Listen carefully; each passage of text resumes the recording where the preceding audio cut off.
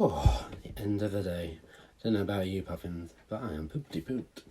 I think it's time for a drink and a story. So cozy up and we'll go on to read. Can you remember what the book was called? The Owl Who Was Afraid of the Dark. So before we read chapter 2, can you remember who the characters were yesterday in the story? Have a quick think. Maybe talk to your brother, your sister, tell your mum, your dad, tell the dog, or the horse, if you are, and you know who you are in our class. So who were the characters? You think? The main character is the little barn owl, Plop. We also met his mum and his dad, and Plop met a little boy. Why is it funny that Plop doesn't like the dark? Why is that funny? Or strange? Have a think.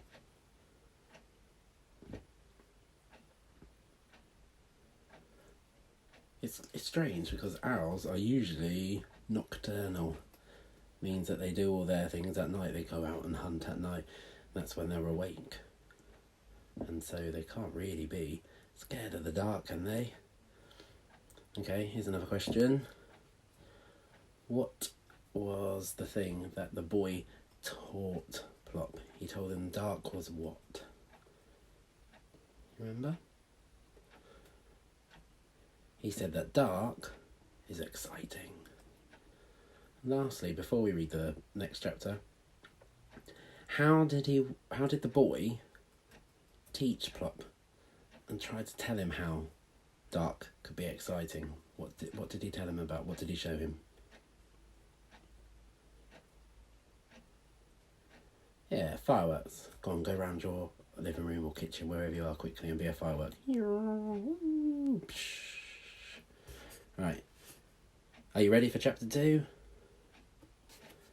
Chapter 2, Dark is Kind.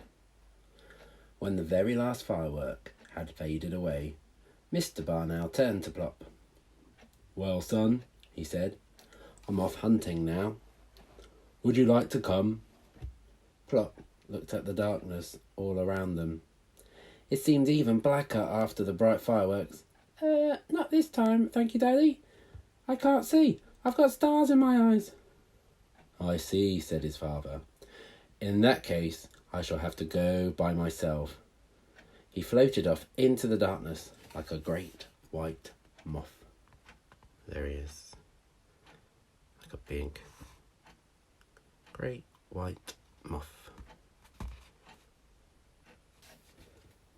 Plop turned in distress to his mother. "I wanted to go with him. I want to like the dark. It's just that I don't seem to be able to." "You will be able to, Plop. I'm quite sure about that." "I'm not sure," said Plop. "Well, I am," his mother said. "Now, come on, you'd better have your rest. You were awake half the day." So Plop had his midnight rest, and when he woke up, his father was back with his dinner. What does midnight mean?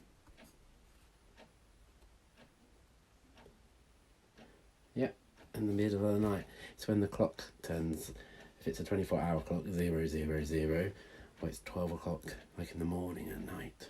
Alright? When we talked about Big Ben and we had the New Year's, the celebrations and the fireworks went off, that was at midnight. And owls should be awake in the middle of the night. So, Dad had bought his dinner. Plop swallowed it and one huge gulp. Go on, you do it. Ooh. "That was nice," he said. "What was it?"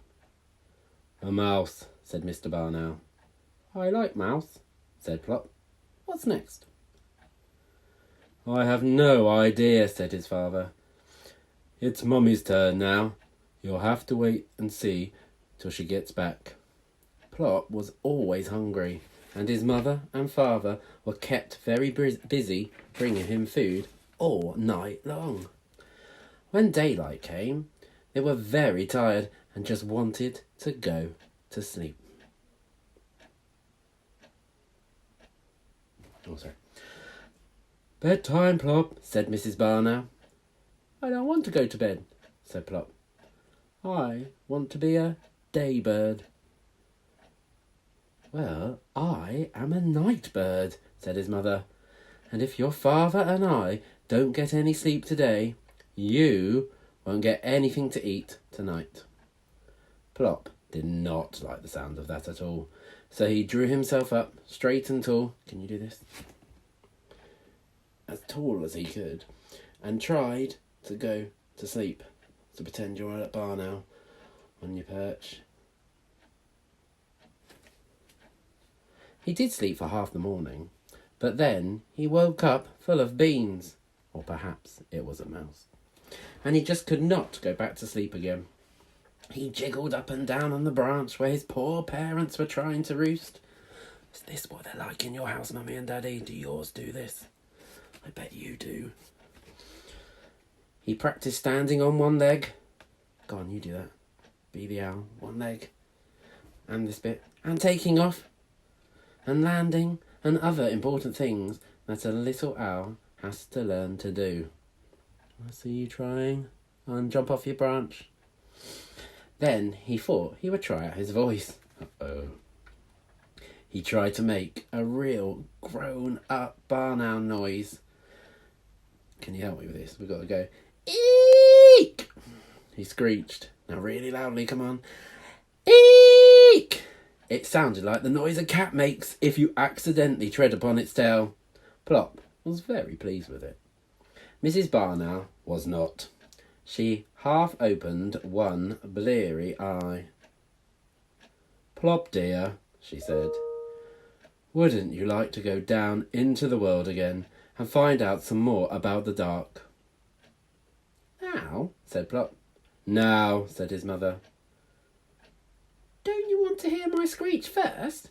It's getting jolly good. I heard it, Mrs. Barn Owl said. Look, there's an old lady down there in a deck chair. A bit like Mrs. Williams. In that garden. Go and disturb... go and find out what she thinks about the dark. Right, you can do this bit with me. So, Plop shut his eyes, took a deep breath, and fell off his branch. He did not get his wings working in time.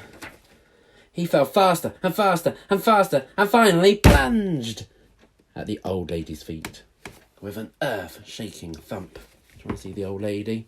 She does look like Mrs. Williams. So, there she is. Gracious, cried the old lady. A thunderbolt! Actually, I'm a barn owl, said the thunderbolt when he had got his breath back. Really? Said the old lady, peering at Plop over the top of her glasses. I do beg your pardon. My eyes are not as good as they used to be. How nice of you to drop in. Well, it wasn't nice of me exactly, Plop said truthfully. I came to ask you about something. Did you? Said the old lady. Now, what could that be, I wonder?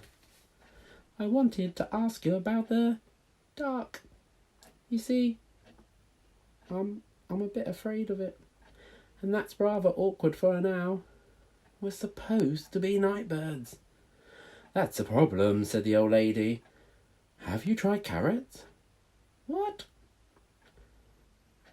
Don't say what. Say, I beg your pardon, if you don't hear the first time. I said, have you tried carrots? Wonderful things, carrots. I don't think owls have carrots. Not barn owls, anyway. Oh, pity. I've always sworn by carrots for helping one to see in the dark. I can see in the dark, said Plop. I can see for miles and miles. Now don't boast. It's not nice for little boys to boast. The old lady leaned forward and peered closely at Plop. I suppose you are a little boy. It's so difficult to tell these days. They all look the same. Yes, said Plop. I'm a boy, owl, and I want to go hunting with Daddy, but he always goes hunting in the dark, and I'm afraid of it." "How very odd," said the old lady. "Now, I love the dark. I expect you will when you are my age. Dark is kind." "Tell me," Plop said. "Please," said the old lady. "Such a little word, but it works wonders." That sounds like Mrs. Cuts. "Tell me, please," said Plop obediently. "Well, now," the old lady began, "dark is kind in all sorts of ways. Dark hides things, like shabby furniture and the hole in the carpet. It hides my wrinkles and my gnarled up old hands. I can forget that I'm old in the dark." "I don't think owls get wrinkles," said Plop. "Not barn owls, anyway. They just get a bit moth-eaten looking." "Don't interrupt," said the old lady. "It's very rude to interrupt. Where was I? Yes, dark is kind when you are old. I can sit in the dark and remember. I remember my dear husband and my children when they were small, and all the good times we had together. I am never lonely in the dark." "I haven't much to remember yet," said Plop. "I'm rather new, you see." "Dark is quiet, too," said the old lady, looking hard at Plop.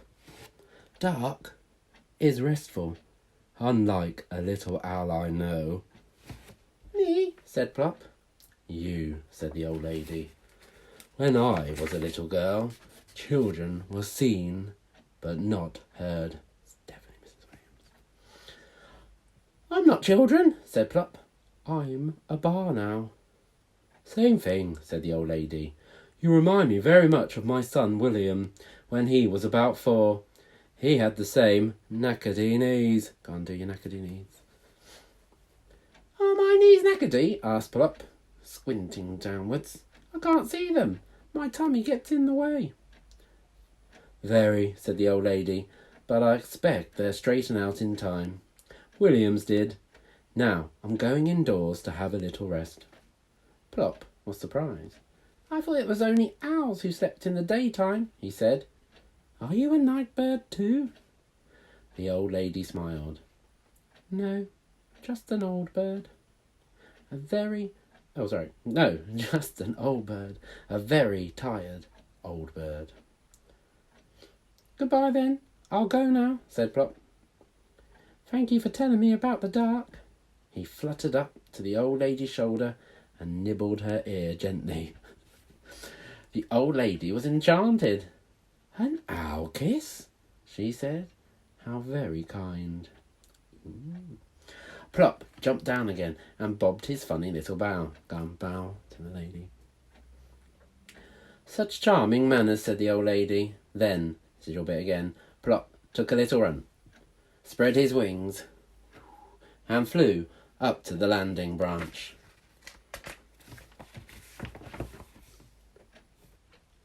There he is on the landing branch. And what are Mummy and Daddy trying to do?